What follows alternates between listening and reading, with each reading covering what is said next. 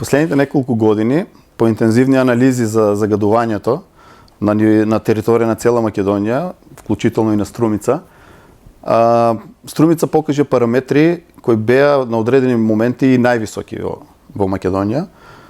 Па се правеше анализа од каде би потекнувало загадувањето во Македонија.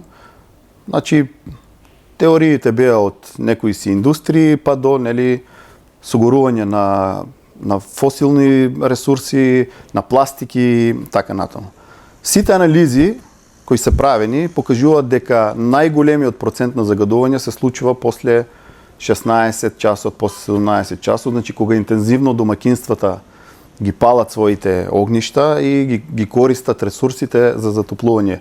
Тоест период кога веќе индустријата престанува со работа, значи завршуваат работните часови во индустријските капацитети и мора да се напомене дека и во Струмица нема некои големи индустријски капацитети кои би загадувале на така енормни параметри.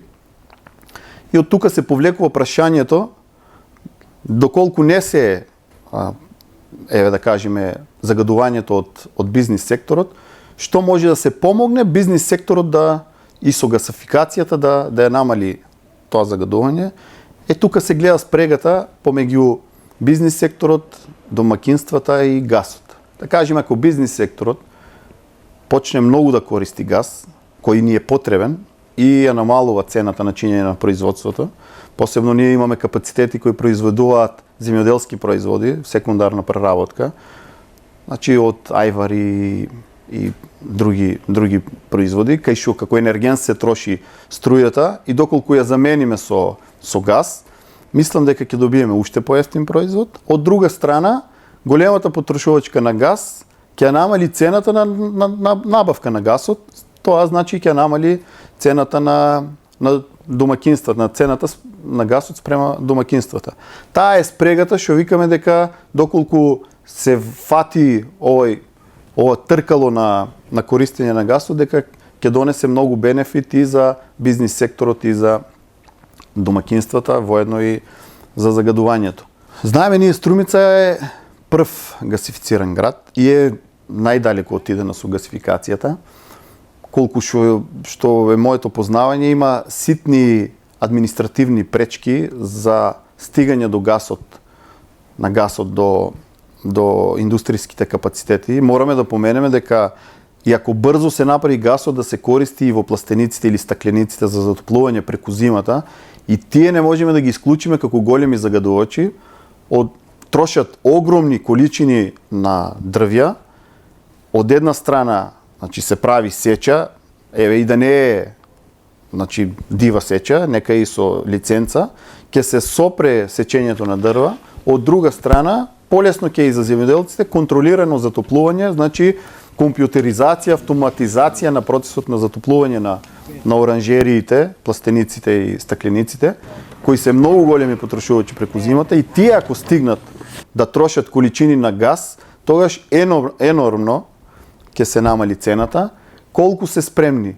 Бизнисот е секогаш спремен за нови машини, нови техники, нови процеси кои ќе намалат цената на чинење. Затоа што можеби инпутната цена е висока, меѓутоа на долг рок секоја таква инвестиција ги враќа парите преку повеќе начини. Бизнисот е спремен, уште можеби ситници треба се направат за да биде подостапен до бизнисот. Јас сметам дека една од причините зашто субвенции за инвертер клими во Струмица нема баш е гасот. Искрено нема логика кај нас да субвенционираме инвертери кога имаме гасификација на градот и веќе во втора фаза дури очекуваме поврзување на градот со гасовод. Тоа драстично ќе намали цената.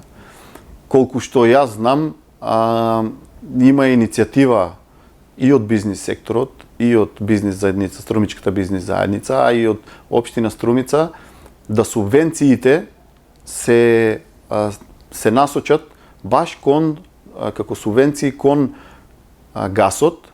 Има иницијатива за намалување на гасот, гасните котли, гасните придружни елементи намалување на ДДВ-то од 18% на 5%.